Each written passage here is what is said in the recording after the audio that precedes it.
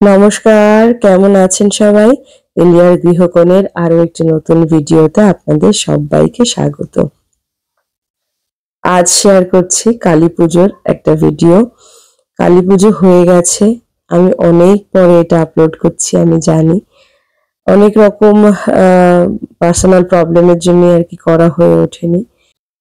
কালীপুজোটা আমরা আমাদের ফ্যামিলির সাথেই কাটিয়েছিলাম, কিন্তু দুর্গাপুজোটা যেহেতু কাটানো হয়নি, তো আমরা গেছিলাম শ্বশুরবাড়ি। প্রথম ধানতেরাসের দিনই চলে গেছিলাম, ওখানেই কালী পুজোটা কাটিয়েছি।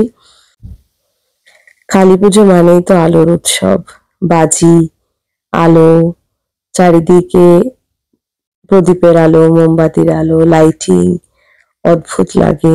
শহরটা এক নতুন ভাবে সেজে ওঠে, ঘর বাড়ি নতুন রকম ভাবে সাজে।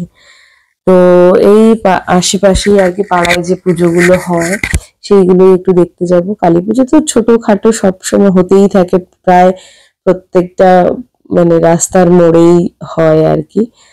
তো বেরোবো আমরা ঠাকুর দেখতে, তার আগে ওরা একটু মোমবাতি জ্বালিয়ে নিচ্ছে, তারপরে আমরা বেরোবো।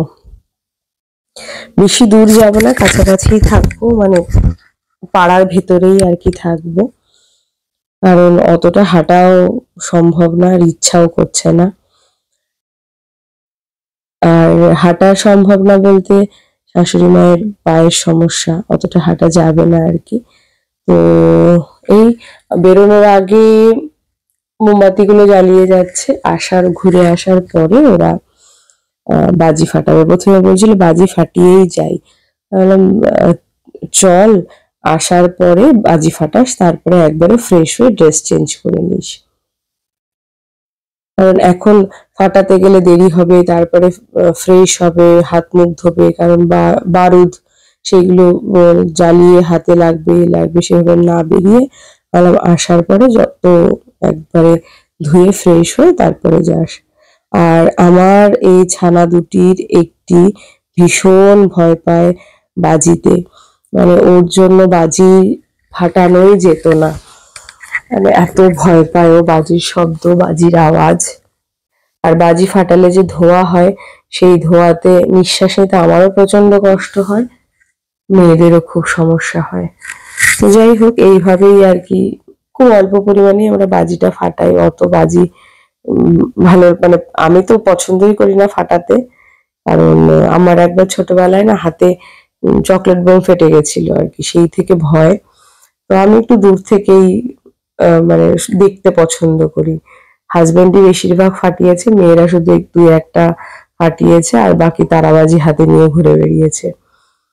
তো এই মোমবাতি সমস্ত জ্বালানো হয়ে গেছে, এবার ঘর লক করে আমরা বেরোবো হচ্ছে ঠাকুর দেখতে। তো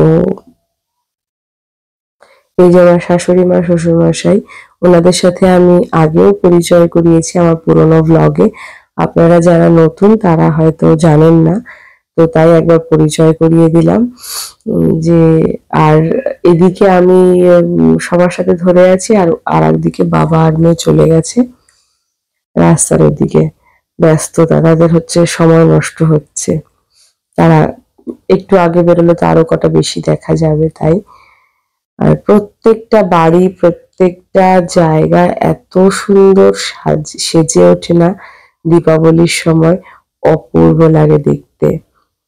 প্রত্যেকটা গলি, প্রত্যেকটা রাস্তার, এইটা একদম বাড়ির সামনে পুজোটা হচ্ছিল। ঠাকুরমশাই বসেও গেছিলেন পুজোতে। তো এখানেই আর কি শাশুড়ি মা প্রসাদ দিয়ে গেল পুজো দেওয়ার জন্য বাচ্চাদের নামে। এখানেই পুজো দিয়ে গেছে, মানে প্রসাদটা দিয়ে গেছে, উনি পুজো দিয়ে দেবেন, কারণ এটা চেনাশোনা পুরোহিত আর কি। তো বললো এটা নিয়ে আর দূরে যাবো না, যখন পাড়ার মধ্যেই হচ্ছে, আর ঠাকুরমশাই যখন পুজোতে বসেই গেছেন, তাহলে আমি কাছেরটাতেই দিয়ে দিই। তারপর আর কি গেছিলাম আর 2-3টা ঠাকুর দেখতে, ভীষণ সুন্দর হয়েছিল ঠাকুরগুলো। আর এই ঠাকুরেরও মুখটা এত ভালো হয়েছিল। কালী পুজোটা তো শুরুই হয় রাতের দিকে, আর এটা দেখলাম তাড়াতাড়ি বসে গেছে। আর তারপরে যেটা আর একটা, এখানে এখনো ডেকোরেশনেরই কাজ চলছে, মানে ডেকরই হয়ে ওঠেনি, মণ্ডপ এখনো সেজেই ওঠেনি, পুজো হবে বোধহয় আরো পরে, রাত্রেবেলায় বসবে। আর প্রত্যেকটা বাড়িতে কি সুন্দর প্রদীপ জ্বলছে, মানে মোমবাতি জ্বলছে। এত ভালো লাগে না আমার কালী পুজোর সময়টা, চারিদিকে শুধু আলো আর আলো, মানে অদ্ভুত লাগছে। আর আমি একটু পেছনেই যাচ্ছি আস্তে আস্তে সবগুলো ক্যাপচার করতে করতে। এই যে রাস্তায় আরো একটা সুন্দর প্যান্ডেল, কি সুন্দর স্নিগ্ধ লাগছে প্যান্ডেলটা। আর আমি রাস্তার এই পাশ থেকে আর কি পুরো লুকটা নেওয়ার চেষ্টা করছিলাম।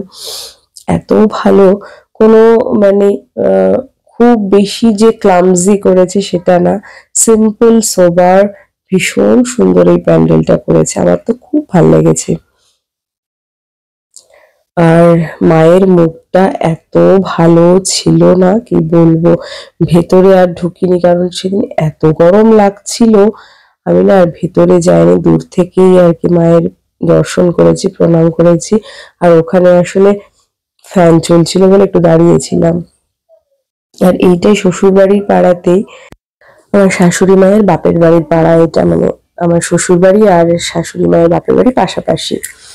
তো ওইখানে একটা কালী মন্দির আছে, ভীষণ জাগ্রত কালী ওই মা, ওই মন্দিরেই পুজো হয়। তো সেইখানে একটু বসলাম, বসার পর ওই মানে হাজবেন্ডের মামা বাড়ির সাইডটাতে একটু এসছিলাম ঠাকুর দেখার জন্য। আর এটা করেছিল পুরো পেপার দিয়ে, পেপারের ওপরে স্প্রে করেছে, গ্রে কালারের স্প্রে করে ওরকম পাহাড় টাইপের আর কি বানিয়েছে। তারপর ওখান থেকে আর কি একটু টোটো করে আর একটু দিকে, এটা বাড়ির দিকেই আর কি এখন আবার ফিরছি। এখানে তখন কিছুই হয়নি, মায়ের জাস্ট অস্ত্র দিচ্ছিলেন ঠাকুর মশাই, আর কি কি লাগবে সেইগুলো বলছিল। তো ওই মণ্ডপে একটু বসে তারপরে বাড়ির একদম অপোজিটে, জাস্ট অপোজিটে এটা আমাদের বাড়ি, তারপর একটা পুকুর আছে বড়, তার পাশেই এই মানে বেদিটা আর কি ক্লাব, এখানে দুর্গাপুজোও হয়, কালী পুজোও হয়। এইটা দেখে এবার আমরা যাচ্ছি বাড়ি। তো এই হচ্ছে ছোট্ট একটা কালী পুজোর ব্লগ, কি করলাম, কোথায় গেলাম, এইটুকুই আর কি। কালী পুজোর দিন আমরা কিভাবে কাটালাম সন্ধ্যাটা, সেটাই আপনাদের সাথে শেয়ার করলাম। আশা করি আপনাদের ভালো লাগবে। যদি ভালো লেগে থাকে তাহলে প্লিজ একটা লাইক করে যাবেন, কমেন্ট করে যাবেন। আর যারা পুরনো বন্ধু তাদের অনেক অনেক অনেক ধন্যবাদ আমার পাশে থাকার জন্য। আর ওই যে উপরে না ফানুস উড়ে যাচ্ছে, আমার ভীষণ ভালো লাগে ফানুস গুলো যে উড়ে যায় দেখার জন্য। যারা নতুন বন্ধু তাদেরও অসংখ্য ধন্যবাদ। আর যারা আমার ভিডিওটা দেখছেন এখনো সাবস্ক্রাইব করেননি, প্লিজ একটা ছোট্ট করে সাবস্ক্রাইব করে দেবেন। আপনাদের একটা সাবস্ক্রিপশন আমাকে অনেকটা দূর এগিয়ে নিয়ে যেতে সাহায্য করে। আর আপনাদের এক একটা লাইক কমেন্ট অনেক বেশি মোটিভেশন জাগায় নিজের ভেতরে আরো নতুন কিছু করার, ভালো কিছু করার। তো আপনাদের সবাইকে আন্তরিকভাবে অসংখ্য ধন্যবাদ আমার পাশে থাকার জন্য। আর এই যে একজন শেষে অনেক কষ্টে রাজি করিয়েছি যে বাবার হাত ধরে একটু অন্তত জ্বালা, বাজিগুলো ওদের ঠাম কিনে রেখেছে, তো তোদের জন্য কিনে রেখেছে, অন্তত একটু জ্বালা।